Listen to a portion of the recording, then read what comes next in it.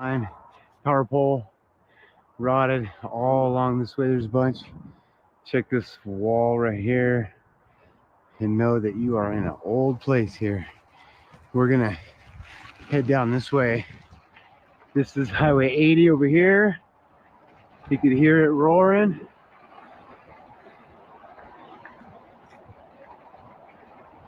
I came down here to check out some, look at that. That's pretty cool.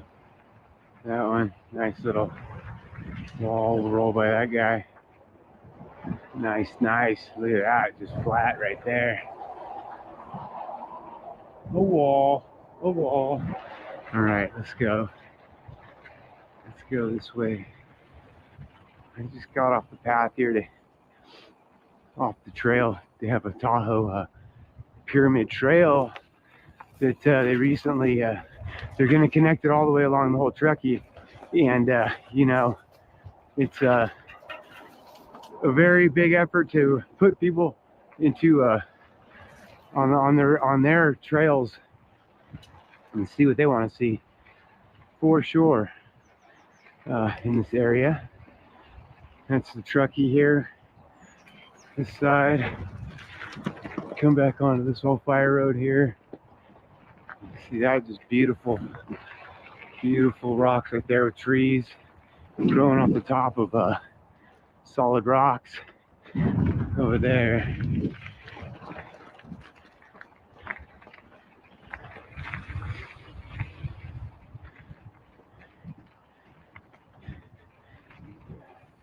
Drop the seat, head down this fire road.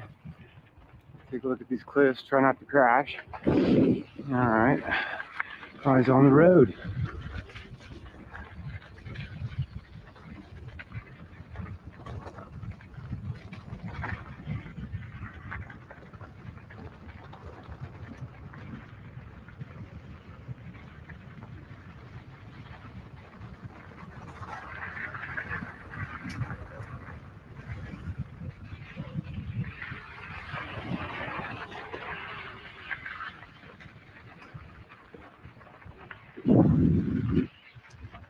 Across the tracks.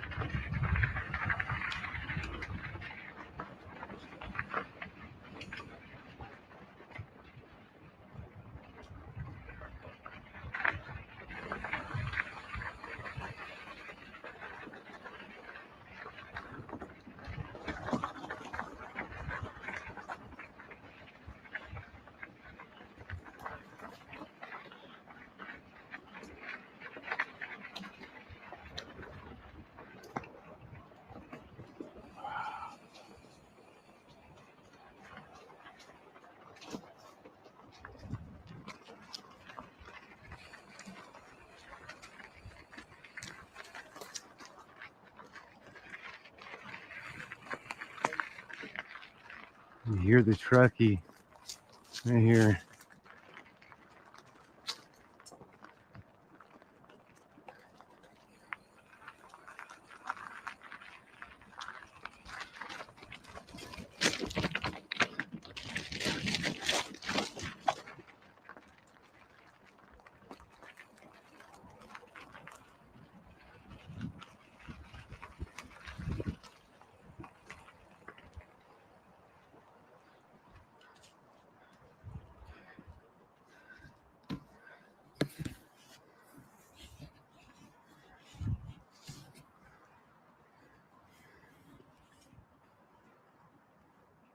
This sign says Portage Path.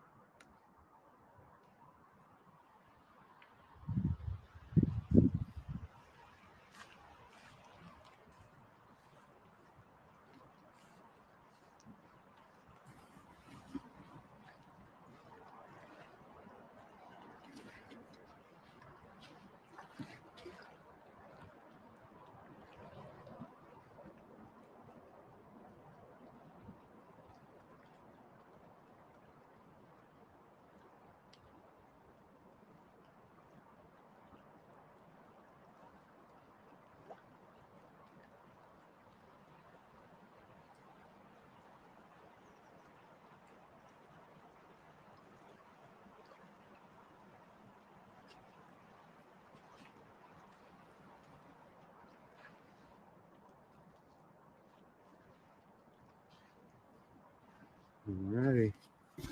Take their advice. The only thing I wanted to see was a little entryway here. Where does this go?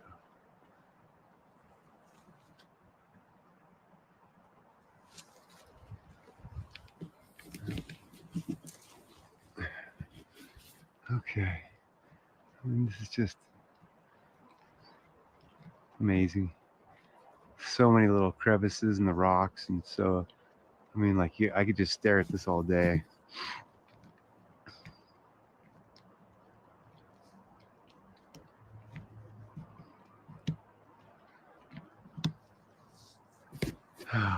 It's beautiful, man. All right, let's go.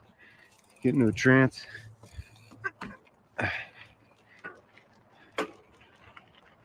Portage path. Okay. Back on. Yeah, I bet there is gold. I bet there's tons of gold in that river, man.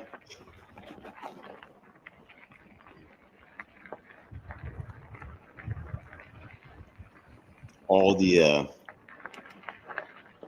places were stamp mills around here. So they're all called all the old ruins. Process all kinds of metal.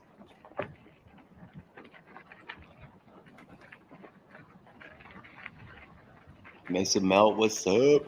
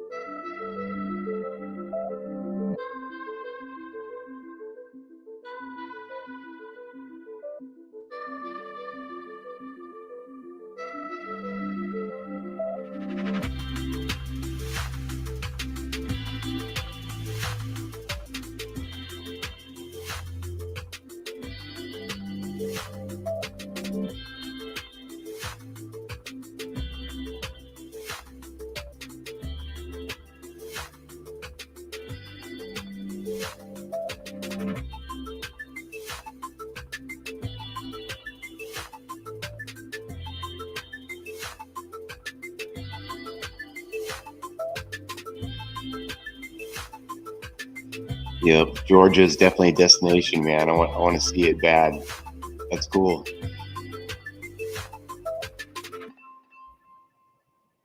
What's the weather like right now in Savannah?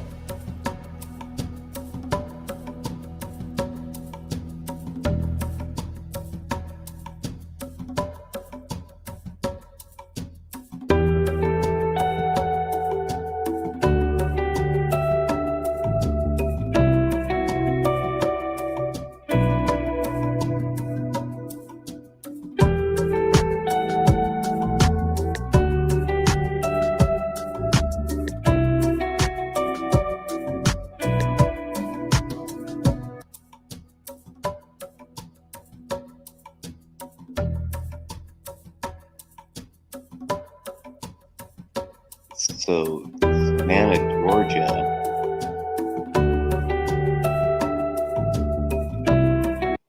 Savannah, Georgia is flatlands, you're saying. So it's like a plain, like Savannah, like Africa, the plains. Wow, Perfect. We'll start. it's kind of cool. I need a tap to begin the scan. Now my $2,000 scan tool said it was a catalytic converter. Let's see what this little device does for us. Wow, incredible. Same reading. Same reading. So I've been going to the same mechanic for a while now, and the last time I took the car in, my husband swore he was ripping me off. Well, okay, so fix this.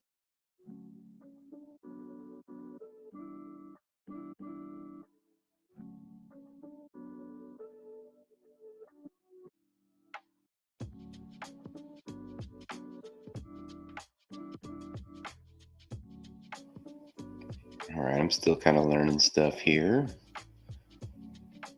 figuring out how to work all this.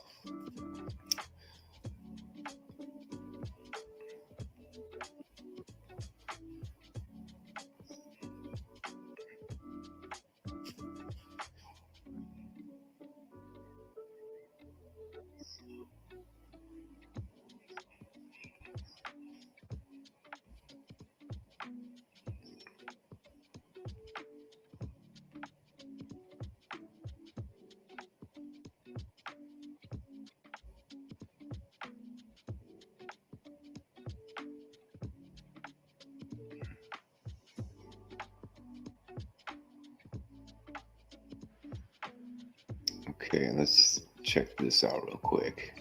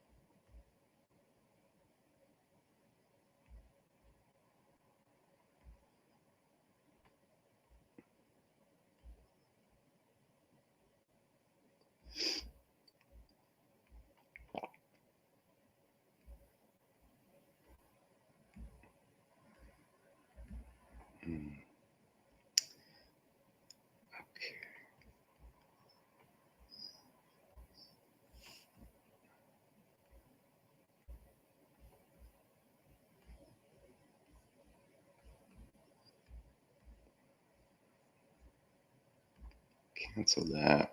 Okay, let me go back to put on one of my old videos. I'm gonna figure out how to share my files.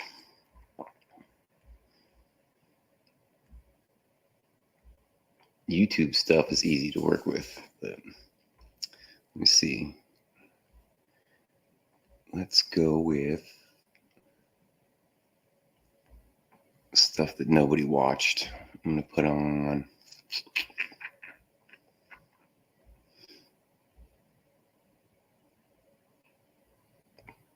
Let's go with this dude right here.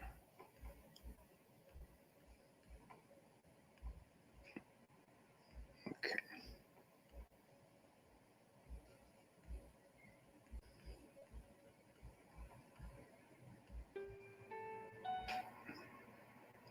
You know, I like that little tune.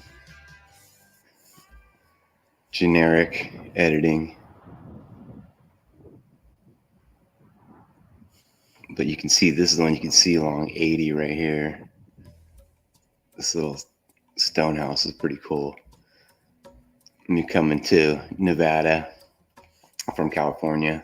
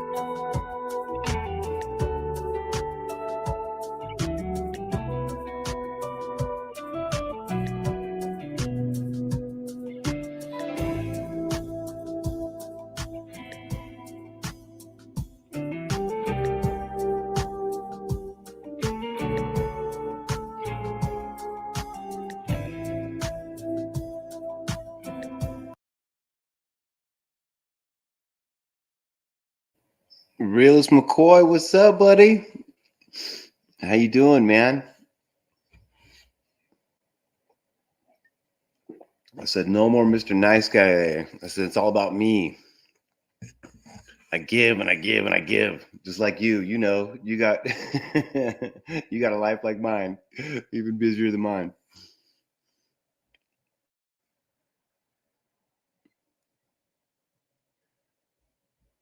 Put this back up a little bit.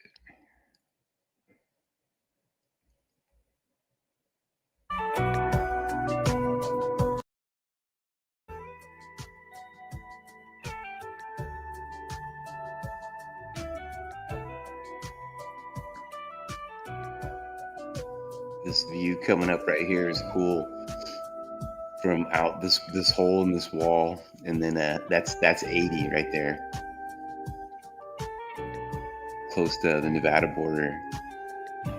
And like for years and years, I've seen this little house sitting there, you know. And then I'm like inside of it. Yeah, it's pretty cool. And it's above the Truckies down there below, and then down there is a power station. Is the roof of that thing right there. Down there below is another one of these hydroelectric things that are just right all along the Truckee River.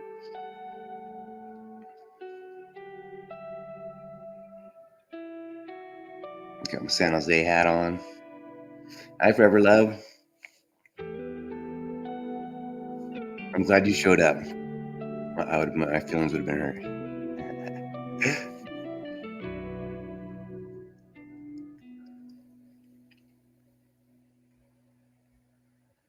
Okay, so.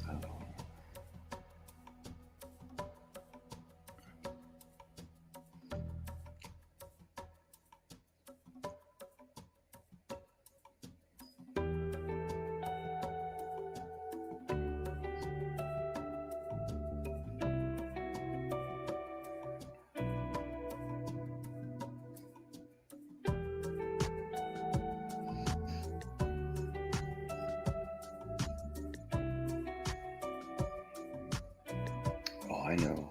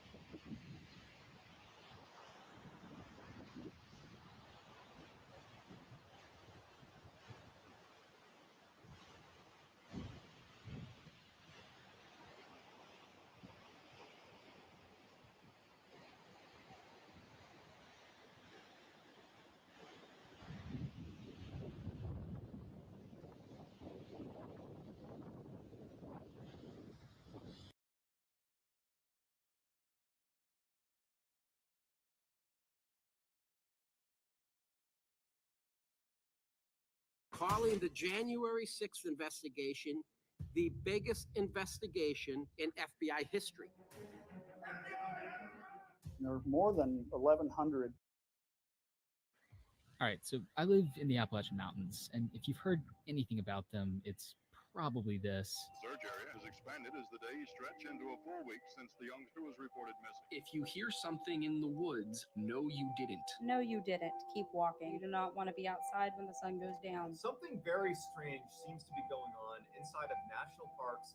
Lately, I've seen these videos all over social media talking about the long history of people vanishing on the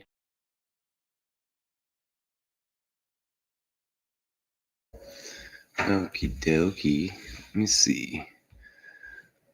I really want to show some aliens here, but I just can't pull this off here. Let me see.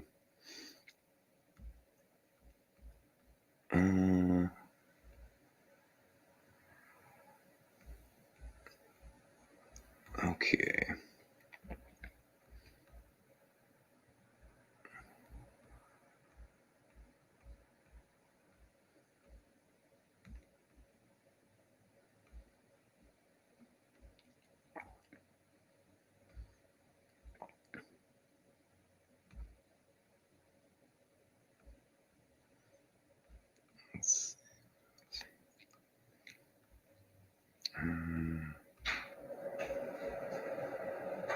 Starting over?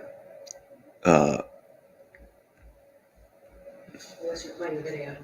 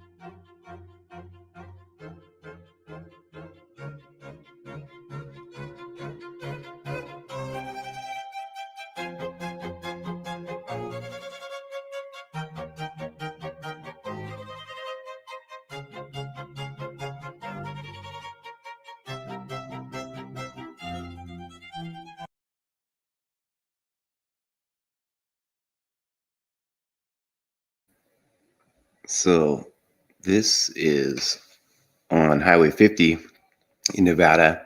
It's called the Rock Point Stamp Mill. And this place is so massive. I mean, it's just like, and that's what these stamp mills, they're all over. There's so many of them. All the ruins are called that. So in this area, and that's to produce, look at that brick, man. It's just every kind of construction's out here. But this is just, you see it right along 50, which kind of goes to the south part of Lake Tahoe. And then Highway 80 kind of goes to the northern part of it.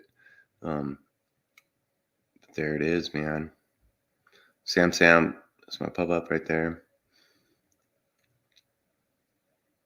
That's some kind of like pond. It's really interesting looking in person. A lot of the stuff the camera doesn't do it justice, but yeah, like some kind of bunker. And then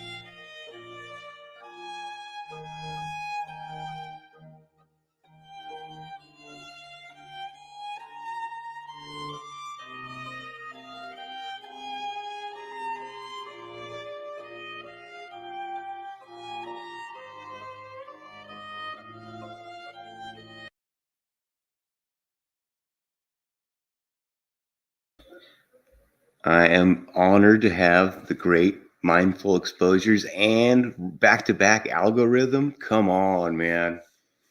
Nice. Nice. I'm in the big leagues now.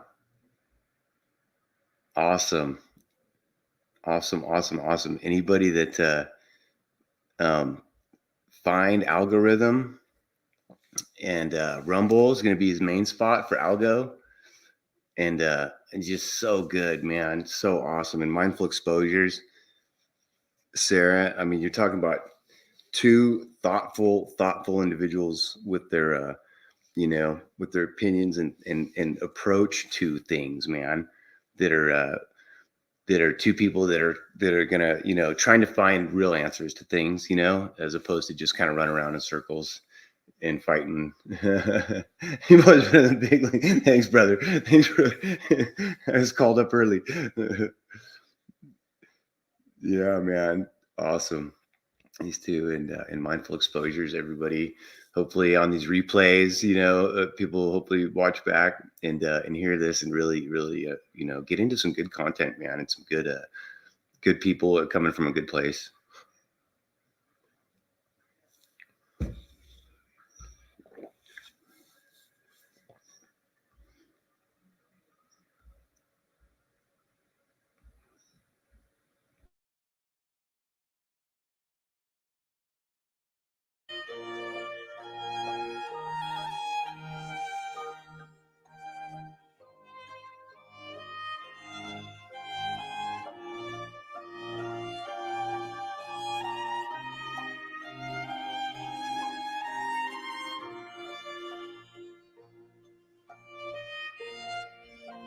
That's 50 right there, highly 50.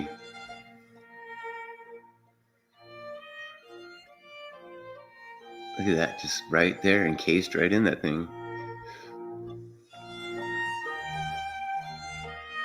So much steel used back in the days, man. Look at the reels. I got the coolest chat. Look at this, forever love. I love it, man.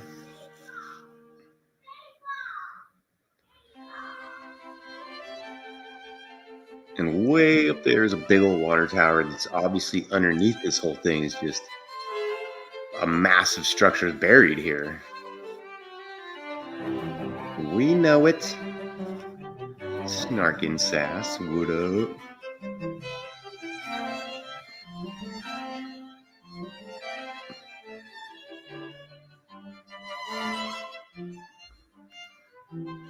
Oh, wall, we know it. They're lying.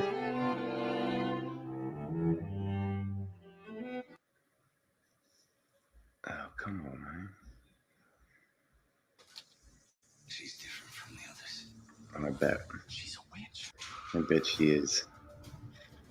She's a witch. This place is I get why this dude. we are all here. And now everyone Right, else buddy. that is here today is because of this one place. Right. In my opinion. Hey there. So in my last video, I learned about the Cliff Mine. It was arguably the first major mechanized copper mine in North America. And it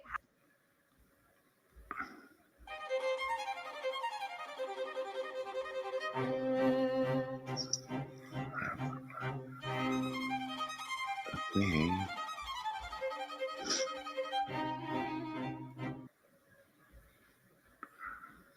Let's see what else we got.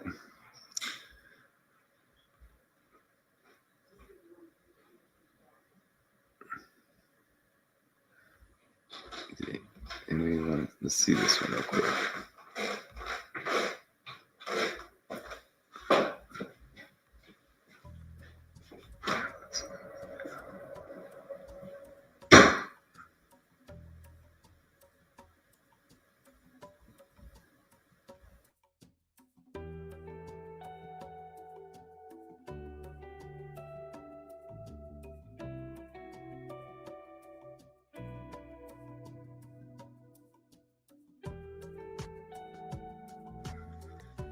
That's coming down off of Mount Rose Highway which is in between 80 and 50. Three kind of big highways that go up over and hit to Lake Tahoe. And look at that view, man. That thing is just the valley. That's like the Carson Valley down there.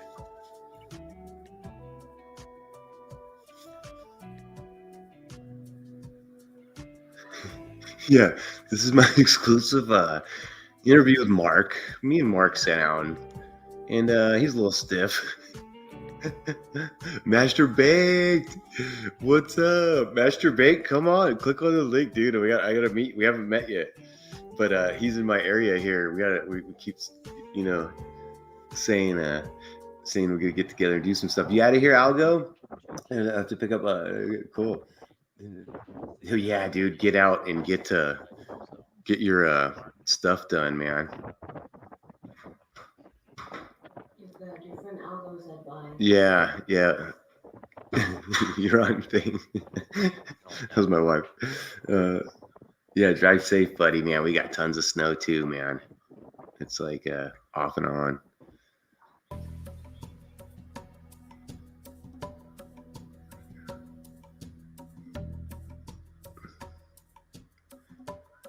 So there's that little statue of Mark Twain, and there's another one right down the street from my house here. He's sitting on a bench at this mall, almost the same as that one. So it's really trippy. So I wanted to go.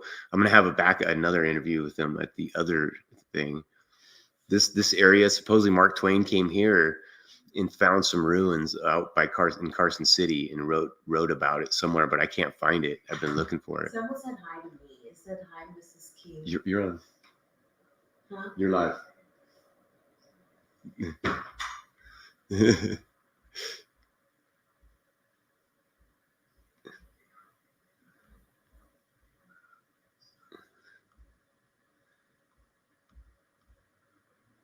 So,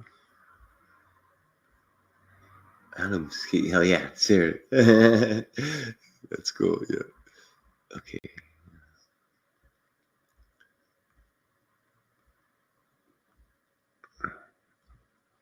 Let's see here.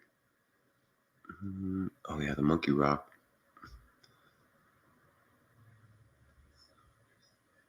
Let's look at this thing. The Monkey Rock.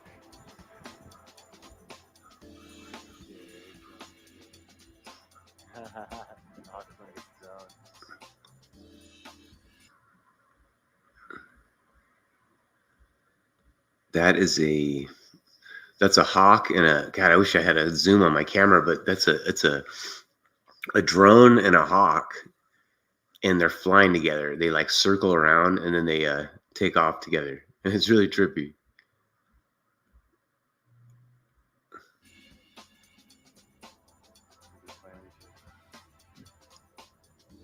It's hard to see anything with the sky all sprayed up like that.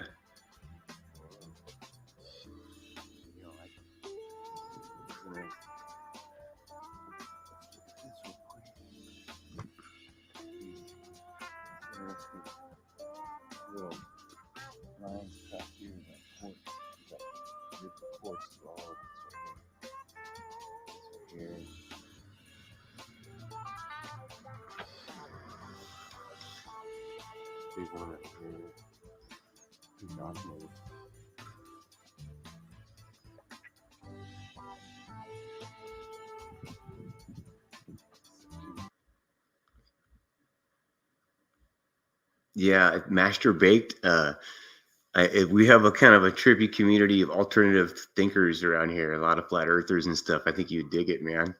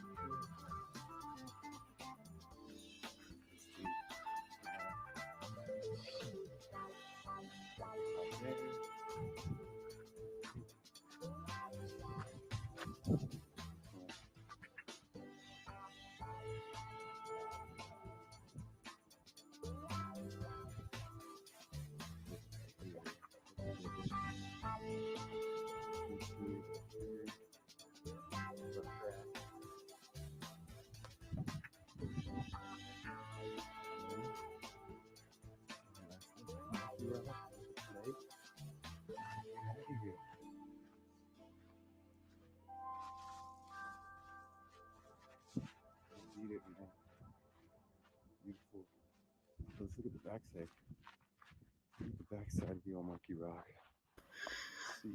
Mrs. King said hello, and she had to run off to grandma duties. Look at the whole thing. It's a trip. This is an hello, mindful exposures. Mount Shasta or Tahoe. Okay. Arrange. So yeah, absolutely, absolutely. I'm totally down to do some leg work and stuff in this area. Mount Shasta is cool too, because that's a, I forget which direction from me, but that's not too far. And that's a big. I think isn't Shasta one of the main, ley line lineups, like lines up with a bunch of other stuff. The monkey. Hello. Alrighty. Just hiked up this bad boy right here. Oh, so funny. The other day I was on Richie's show, 007, and him and another English guy were talking, and I go, hello, well, I'll go, where am I from? Hey, Richie, what part of England am I from? And he goes, you're from the part where Dick Van Dyke is from, from Mary Poppins. And it cracked me up because I was like, all of a sudden I could put myself in the shoes of a little English kid watching Dick Van Dyke, going, he's not English. So I don't know. I thought that was kind of funny. Just walking on like granite. Absolutely amazing.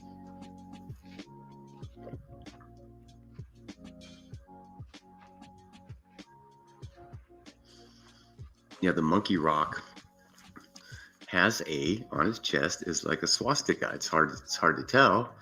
And then if you turn around on another rock, there's another map of the star of the another little, what I think is a tool to measure the stars. Oh yeah, I have a California accent. I go, hey, well, dude, I don't know, dude. If you get with some other guys from where I'm from.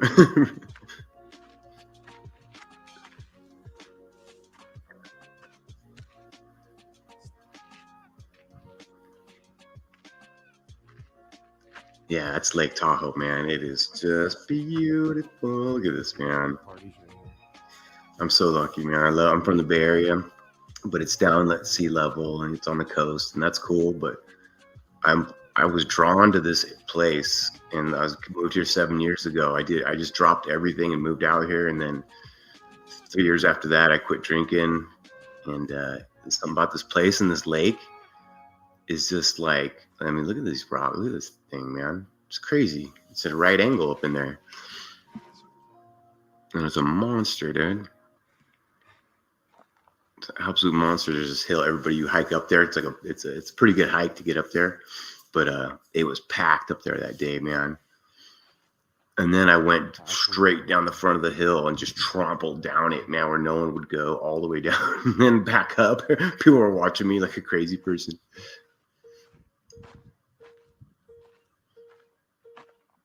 Yeah, this being Greece and stuff. There's you know what would be cool to go to?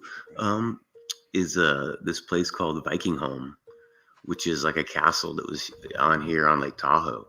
I think it's in Crystal Bay, and it's in a bay, and in the middle of the bay, there's like a big structure that they used to go have tea at or something like that. There's like one of these rich couples that went to Europe on vacation and fell in love with the castle and came back to the United States and built it. You know, that story, which is recycled over and over. That's used to explain away this Viking home place here on Lake Tahoe. And then but yeah, you can go tour. It's like a easy mile hike to get to it, but then you go and it's epic. There's videos of it, but that'd be a really cool one to check out, I think. I mean, I know, God, there's some old boys around here that know there's ice caves and stuff, year-round ice caves in Lake Tahoe. You have to squeeze to get into. I'm Dutch. I think I'm Dutch. I think my name's Dutch.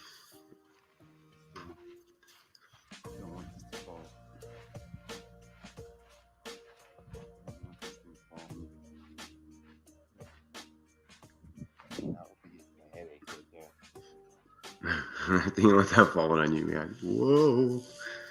That's like, I'm gonna stack them. Just some giant granite. Look at that. What is that? Perfect hole. We give it last hole. They had that guy on Old World Florida, which is cool. I like that channel. The dude does a lot with the anchors, the big giant stones in Florida with perfect holes in them like that. And he has them as anchors, is his idea. And but I think they were pipe supports, is what I think. They were to hold pipes for these giant water systems that went through them. John Keeley, what's up, buddy? Oh man, I was supposed to call my buddy John. We talked, and I forgot to call you, buddy. I had a horrible Thursday and Friday. I woke up this morning. It's like, what about me? What about me? That's what I said when I woke up this morning, feeling sorry for myself. Because my body hurt, because I'm old, and I ain't supposed to be working 40 hours a week. This is just not a thing. You ain't supposed to wear your hands out, your body. But I got, you know what? Let me talk to some people. And just, I don't know. Yeah, that was killer. That was a killer. Oh, cool. So this one was actually, Mrs. King drove me to a kind of a famous spot where people park and they ride. So, but it was just me and her that day, and so she does crazy stuff for me. We drove all the way up into this part where you could barely get your car to, and she dropped me as high as she could, and then I jumped out and ran up, and it still took like an hour to get up and back to go see the Monkey Rock. It's a pretty good hike, this one right here. Look at all these things. It's for grinding. It's for grinding. It's for grind. They did so much grinding in the ancient times that days. Everywhere was grinding. That's one of my very first videos I ever did. All these dudes on these big giant popular channels go out and these are another grindstone here.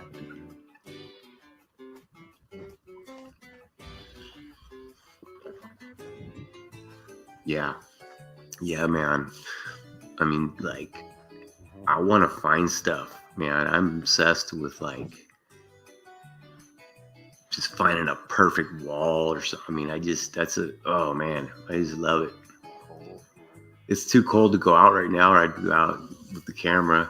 I'm gonna go to a railroad museum in Carson City and check that out, because railroads are. It's so funny, man, because really it's just clumsy and crappy. Planes, trains, and automobiles are just like, they're neat and it's what went on, but really, like, all the waterways and easily transporting stuff over water and all the air stuff with balloons. That's the way it was supposed to be. But the trains are cool, and the track systems are so old. When I look at them and I walk on them, and I just can't imagine who really built them.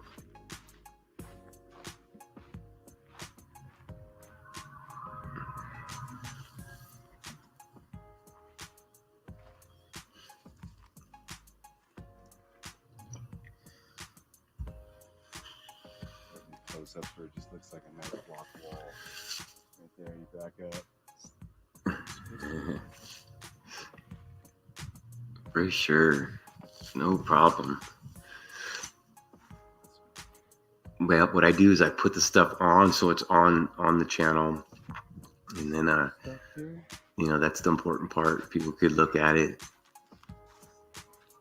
over like a long-term situation. That's why I don't worry too much about it getting looked at. Okay. It's for my friends. It's for you guys.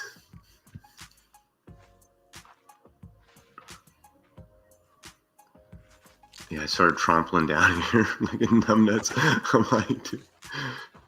Whoa.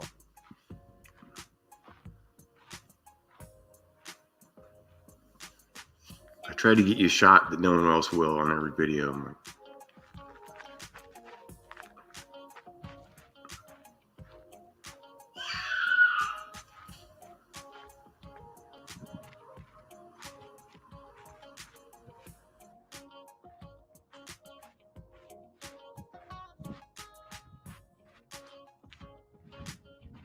This is the shots right here.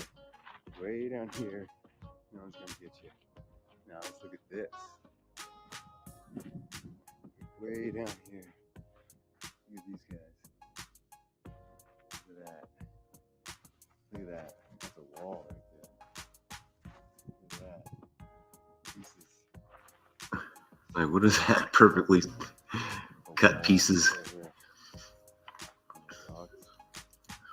Well, I ain't having no type of natural erosion.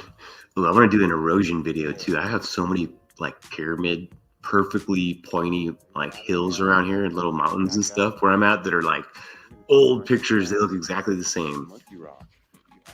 It's like if there was some type of erosion, there would be something, you'd see it within the pictures of 100 years,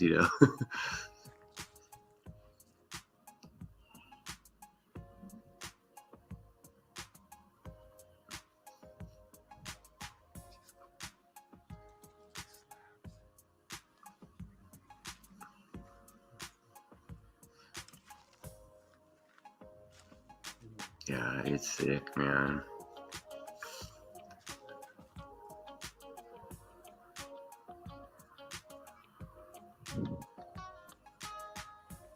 And you get your hands on these rocks, man, so they all feel different and stuff.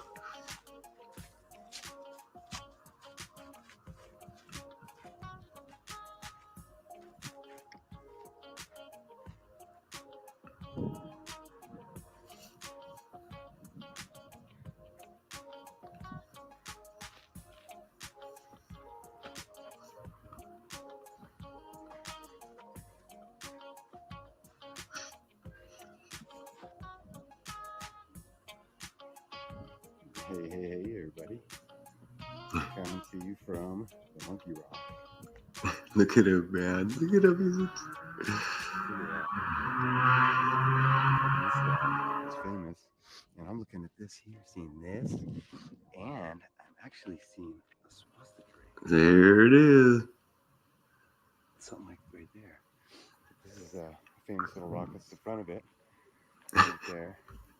That's his little mouth. His little nostrils. He's badass, dude. Look at him. And look at this right here, this big cross. I won't get you. It is, man. And look, so you see stuff on the rocks that you don't see with your naked eye. That is the Monkey Rock. Here's some cool stuff. Right there. Boom. I didn't really notice that before. Right next to it. I won't get you. And introducing Mr. Super Sidewinder. And look, so you see What is up, brother? You don't see with your naked eye. This is love right there. I love you. Cool.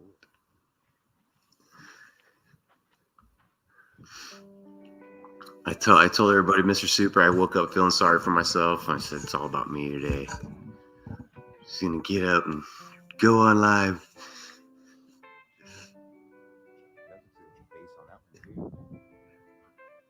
Lake in the sky.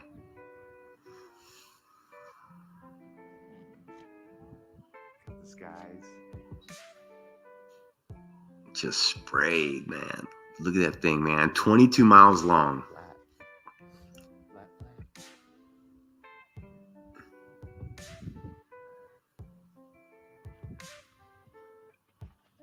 And flat. Look at it. It's cool, dude.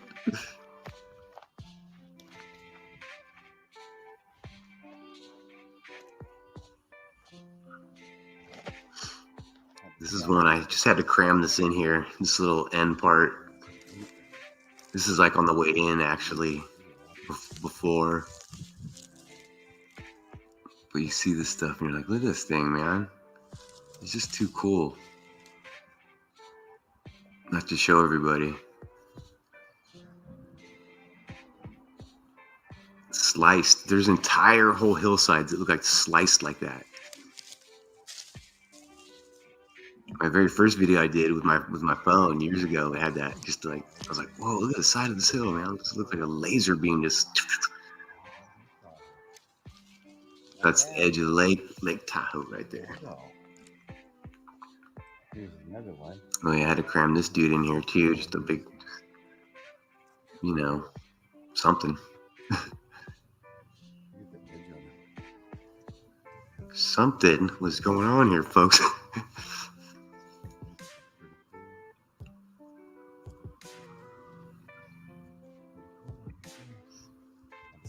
That guy real quick. Yeah, John. There's like so many pointed hills, man. That, you know, and then with the thing about erosion, you know, it'd be like you'd see something.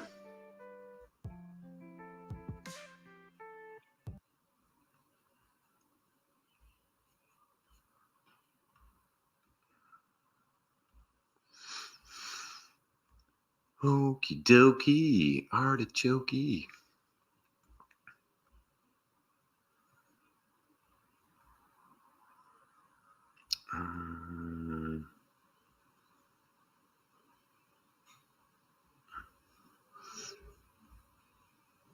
I don't even remember how good this one is. Let's check out the Lovelock Courthouse.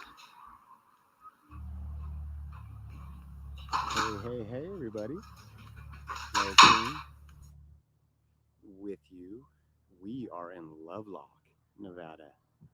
And if that name sounds familiar, it's because of you've heard the Lovelock Caves, the world famous Lovelock Caves, and the story of the red-headed giant. Yeah, John, get a drone and figure it out, because I got one and I can't, man, I am no good at it.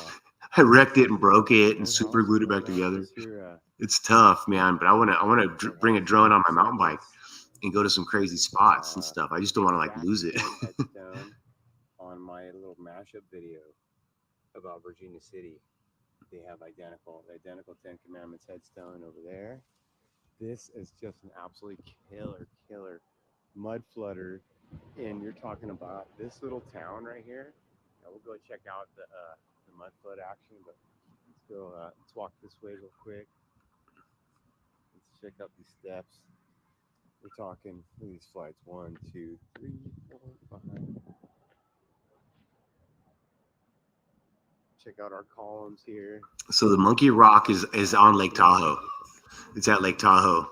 You hike up about a mile from the lake, and there's a giant big bunch of rocks outcropping. Yeah. Really cool.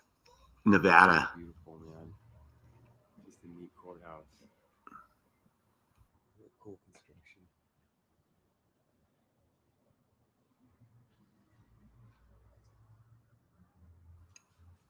The type of building you get in these little tiny little towns, man, all across Steps of the courthouse in Lovelock. everywhere. Cool shot. Come down these stairs, and this is Pershing County. Biblical type of field. This is the day that I went to the Lovelock Caves, but like I didn't plan on going to the Lovelock Caves. We were out here to help my wife's friend move some stuff, into her house in this little town out here in Lovelock. So, and I had the little GoPro, and I was like, look at the courthouse, man. Then I busted it out to look at the courthouse, and then I got all fired up, and I'm like, let's go to the caves, man. And so Mona K drove out through the. I mean, it's a gnarly drive from here to get to the caves. Building, man. But look at that mud flutter. I will be right back, guys. Honest, but we'll take a stroll. We'll see here. That's a little bit down. Decided to dig that door down there.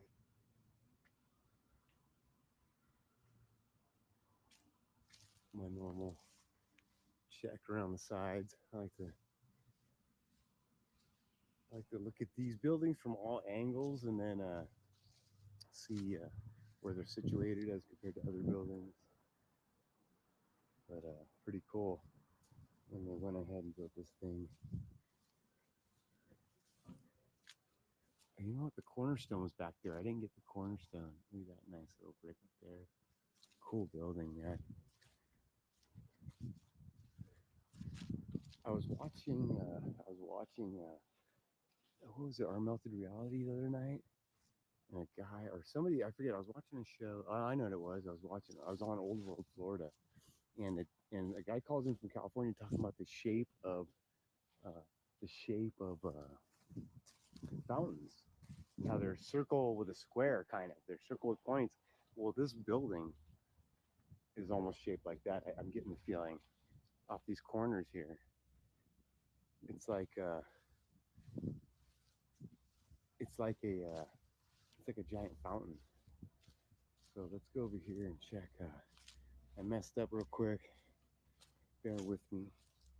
I hate when people walk around and say nothing and do nothing, but I neglected to get the cornerstone of this place. So you can just see the steps. Let's get the year. I think it's in 1920. So we'll get that. And that is, yeah. So I like to get these and look at kind of the way. Look at the U. And there's nothing that is nothing is. What am I trying to say? Ain't nothing there for no reason. Okay, folks. We got stuff, and it's for reasons. Now, what? No, this is gonna be fun. Here's what we do here. We go. There's the Platinum Ford Edge is down there over there, or Titanium. God, Titanium Ford Edge. Mona K is on standby. Sam's got the day off. But we're gonna take a quick stroll over here. We're gonna look at this. Two things I wanted to go ahead and look at here. This nice, quaint little park. This little town. It's kind of dead, man. There's some cool mud flutters down there. Cool mud flutters down there. Clock tower down there. Here's this. Let's see. What is this saying? Okay, 1864. 1860s, baby.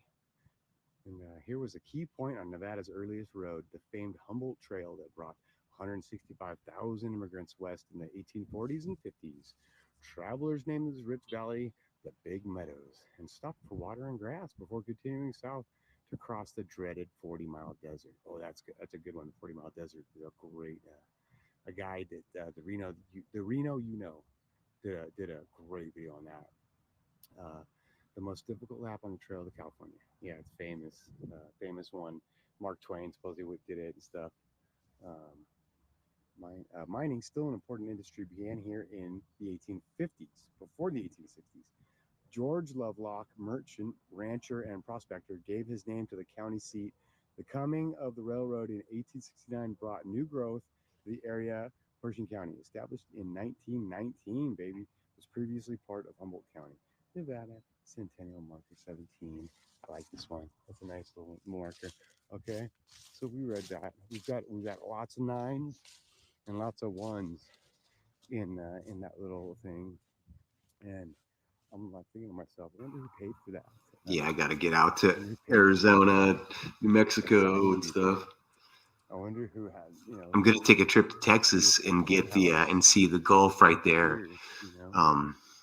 What is it down there? Well, there's like a big, like kind of Star Fort looking thing right south of Houston. And you know, when I'm so confused and I need the answers to my questions, I just start wandering down the street, and all the Wait for it. answers, you know, become clear.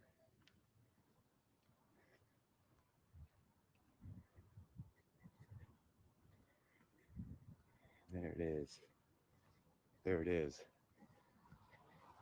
Joe King out.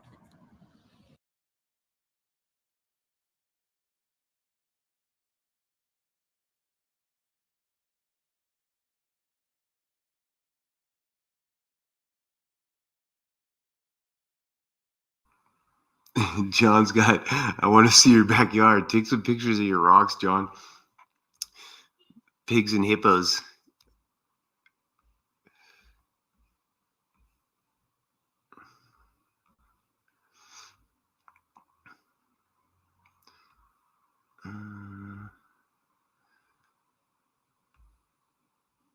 Let's just go rando here.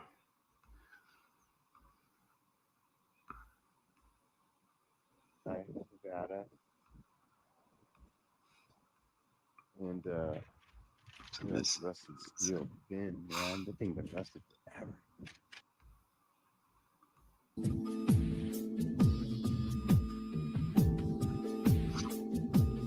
So this is Bird Eye. Just tons of history in this little town.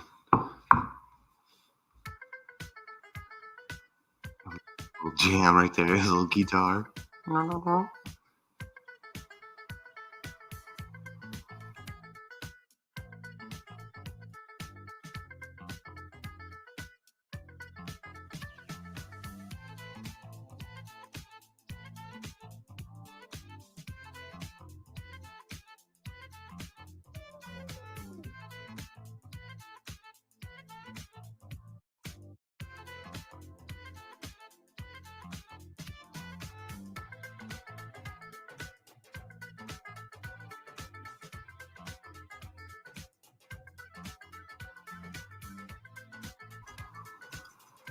Dude, that's awesome, Mason Mel. I bet, man.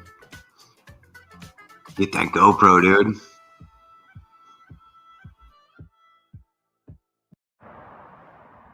Good morning, everybody. Joe King here with some other neat kind of ruins here.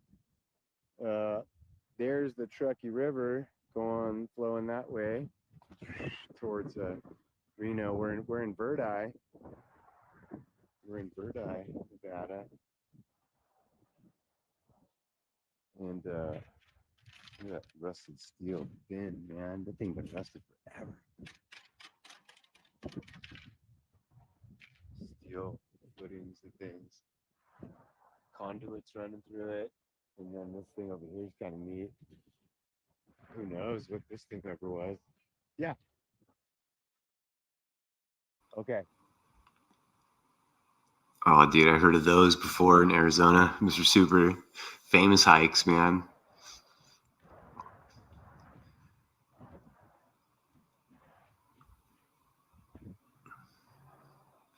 But do you guys camp out there? You can get kind of a good shot. That was Mona K back there telling me to slow my camera down. She is right. She's right about me, my type A. I'm moving too fast. So let's slow it down, shall we? Look at that. What was this? Man, so much to be explored. A lifetime out, just the desert, man.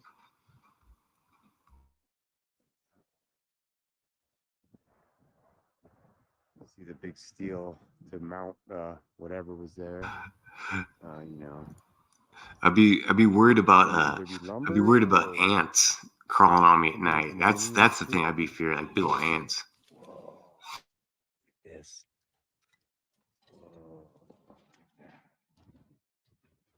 That's cool. A can with a bullet hole.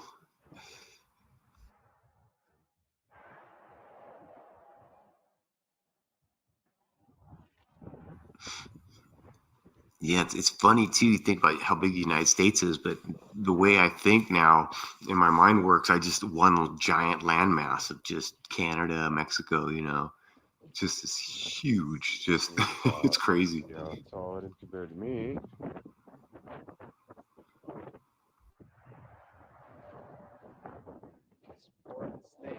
Again, massive footings and structures to hold up equipment, and just what the heck, man? What was it? I mean, this type of stuff could be here forever. Just sit here and look like this, and just never change. You know, there's no way to know how old this stuff is.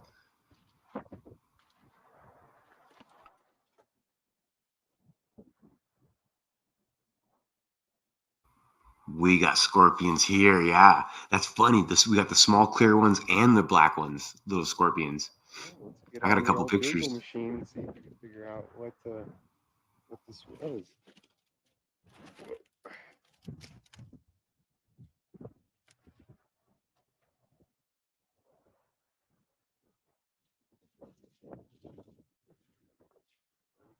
What it is and what it was, homie.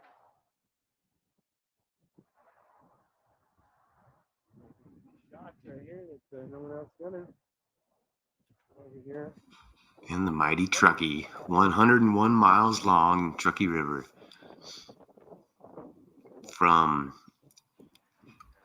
Comes off of Lake Tahoe. There's Mauna Kea.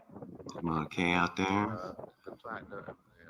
Yeah, it comes 101 miles. Comes off of Lake Tahoe and feeds into Pyramid Lake, the only lake that feeds a lake, allegedly. Later, buddies. And it's 101 miles long. And it's just, I don't know. What is it, really? Okay, let's see. Anything else? Oh, I haven't even been on my StreamYard. Anybody? No, nobody here. Because I didn't. I had a thing. I had a link. Let's see.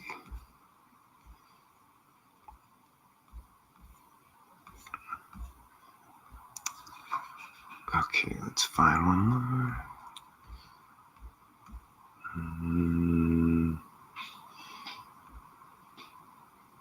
Picnic basket. A few people watched it. 29. Only top of this one. None. Okay, so how about the top of the Lovelock? Overlooking this valley. Let's take a quick peeky peek at this guy.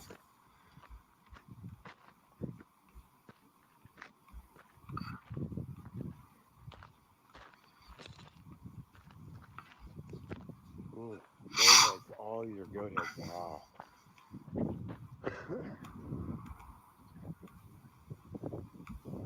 I think that's. I gotta get a video on the way out of here. There's some of this stuff that's like, I feel like they're just kind of directing us to here, giving us a good story about giants. And I think out in the desert out that way is the rest of the good stuff.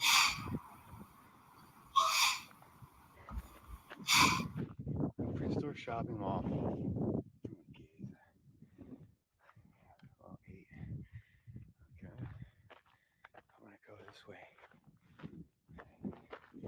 I'll go this way. Let's see what we got going. This is a trail.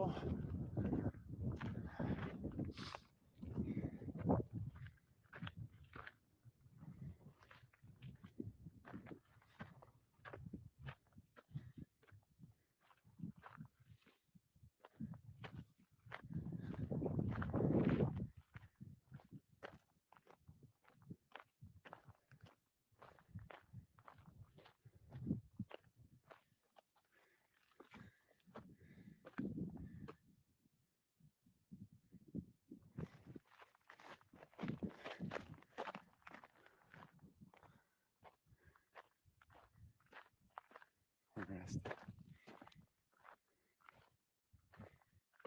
This place, man. What is it? What is this place? What's that stone? Looks so suspicious up there. Let's go see. Oi. is the climb right here.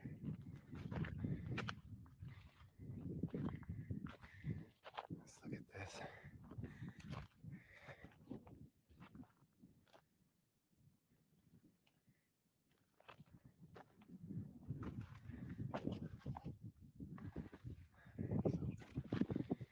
It's always something. Some kind of oven.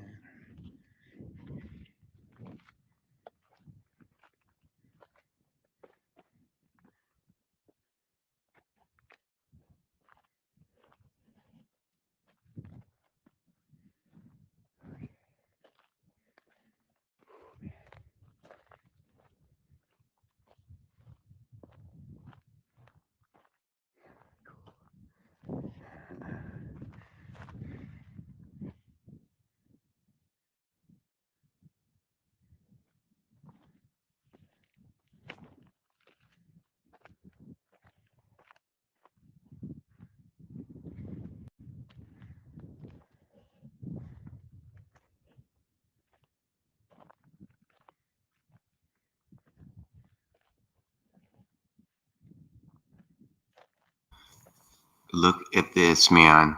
Oh my God. I was up there, man, tripping. Like this spot right here is way I've never felt like this before. Like it's just, I could just imagine millions of people just living. This is a huge valley to get in here. And then there's once you like come out of this valley, like you go Marquez waving to way down there. And then you go through this other like farm valley. That's an old farm valley. I got a video of that too.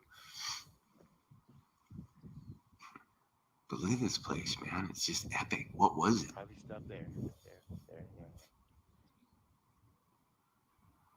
I mean, vast. And then I'm like, okay, well, let me get to the actual highest spot.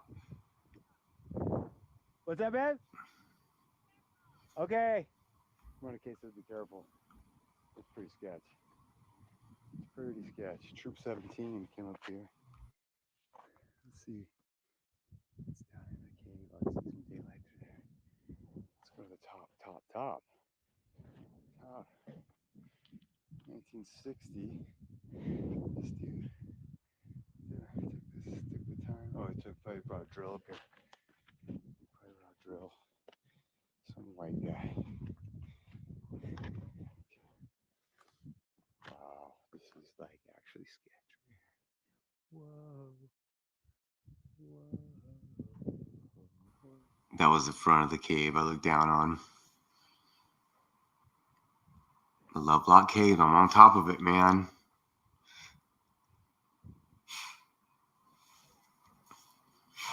Cool, man. That's me, baby. All right. I'm not at the top. I'm gonna tell you right now. Dude, look at these dudes. Like they're like giant, like termite thingies up there. Okay, well, I'm not gonna bother them, but I'm gonna stand at the top. On the side of the hill, I like on the other video in part 2, I think, there's these little baby monarch butterflies. And there's a bunch of them just flying around. And they like, and the whole side of the hill smells all sweet. Look at that. It's it right there, dude. That's the top. What? Feeling himself. That dude.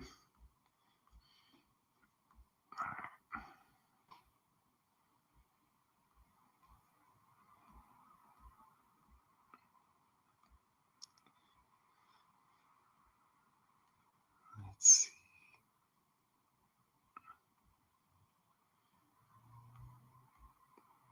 Okay, let's just 7 views. Let's go lowest view. Here's my lowest view. This is Mackey, like Mackey Arena at UNLV.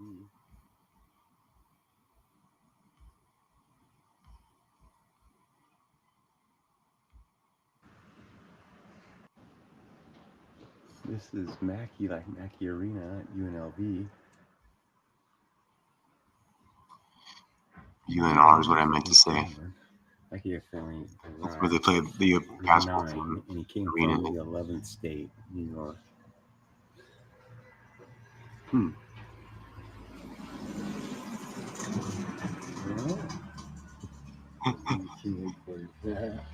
Look how this thing is. God shed his grace on thee. What's this? Like, why is that something? Whoa. I don't know what that thing is. It's got the alphabet on it. Oh no, 7 grand. No public access. Yep, so this is the Mackey Mansion right here. And you could read all that stuff if you want to. You could read Gould, the Gould and Curry office. I will. I'll say hi to MK. She's getting ready to have her second grandbaby. Pretty soon, man. Any day now, it'll be a double grandpa. My favorite thing about this right here, oh, we got an obelisk. We got an obelisk. Check this out. Random. Quickie, Got a random quick little one. This is a super duper fancy one. It's all beveled right here and beveled right here. And it's got like a little on the tip. It's got like some like markings. This one's totally circumcised. So, I'm sorry, that was rude. Yeah. So when you get a mansion, you put the. It's like boop, it's like pops out of the ground. I don't know. Pretty interesting. Yep. Thank you, my It's closed. So. And this thing goes way down. Grabblers like, there's like these probably like 4 stories down. Took over in 1860 right here. Bam. Just like Bowers, we went to the Bowers mansion, we saw that.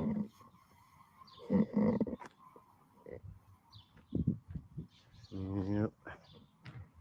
Don't you know? Virginia City Highlands. Okie dokie. That was lowest views. Let's see.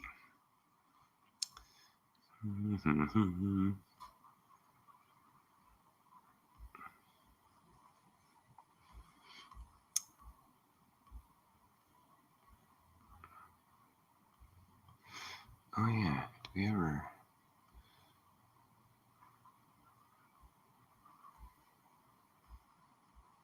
Let me see what I got here.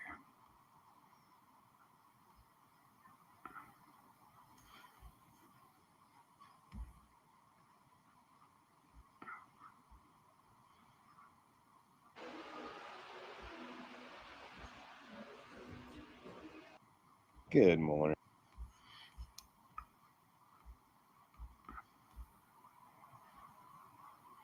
And everybody, Joe King here. We are at our St. Mary's in the Mountains church, the oldest church in Nevada, in Virginia City, and this is going to be a treat. This place is absolutely epic. It's there's tours of it. There's a that window right there, the rose window behind me.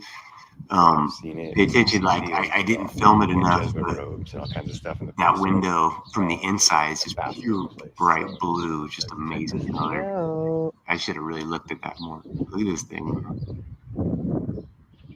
Massive cross up there. I'll close in on that with my phone and show you some pictures of that up close up there. But you got this. I'll start out front. A good guy gave me permission. Normally you're not supposed to do videos inside, but I'm like, buddy, please, I respect everybody's spirituality is what I told him. And I looked him in the eye and I told him that honestly, and I do. And I told him it would be, later, John. Have a good day, buddy. We'll talk later, man. The narrative. Oh my gosh! Look at the size of this door. Total healing center, man. That's what it feels like, Wow. Everything flows in these churches, no boxes, no hard angles, These things really open. Is it just beautiful, that door? Yeah. I mean, come on. Look at how big it is. It is massive. It's massive. This one right here. And look, I guess we can't really go up here, but let's see down here. Under there, man. That goes way Yeah. Let's check out this other side. Really fascinating. It's like 300 feet up. And This type of work, there's nothing like it. Look at the bricks. Oh, Minogue. That's the old Bishop Minogue. High school in Reno is this dude. You got a high school in Reno. This is just, you've got your these symbols, the symbology of the. Ooh, so you got this thing. It's the cradle of Catholicism. Bonanza Church. 1858.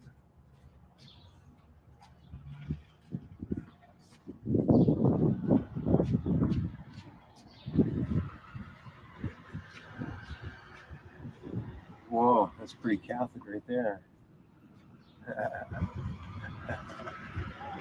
Sarcasm. Don't you know? Oh, look at these flowers, wooden flowers up there in the top. Right there. Wow. And the spires. What do you think? It's a pretty good building, huh? Pretty impressive. These guys, they're so, I mean, cats got their tongue. They can't even, they're speechless by this place. Oh, look at, there's one that goes under there like that.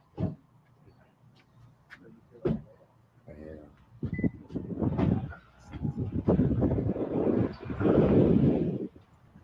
This is the city with 1,000 miles of tunnels underneath it. Talking about. There's a lot of gravel involved in this thing. Ready to go in bed? All right, that was the front. There's just so much to do. Just spend all day out here looking. But now we go inside. Oh, take off my hat.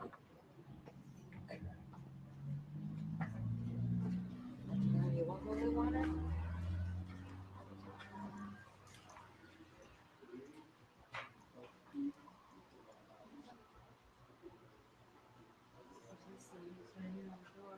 Let's see.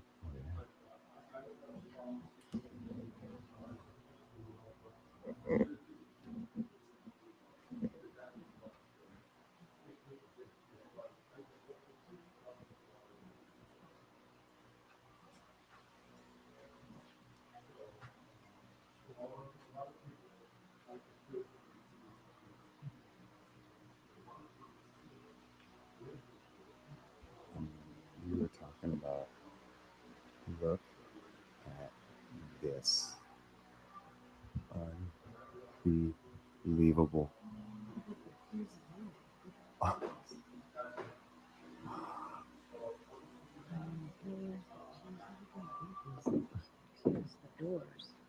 This is beautiful. Look at the engraving right there.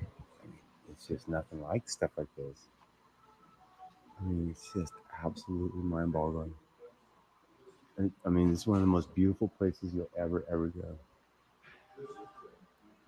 I mean, you just feel something when you're in places like this. It's just, look at their number and Jesus. Oh, I mean, come on. Look at that stained glass in there. Whoa. I mean, the chandelier. I mean, everything.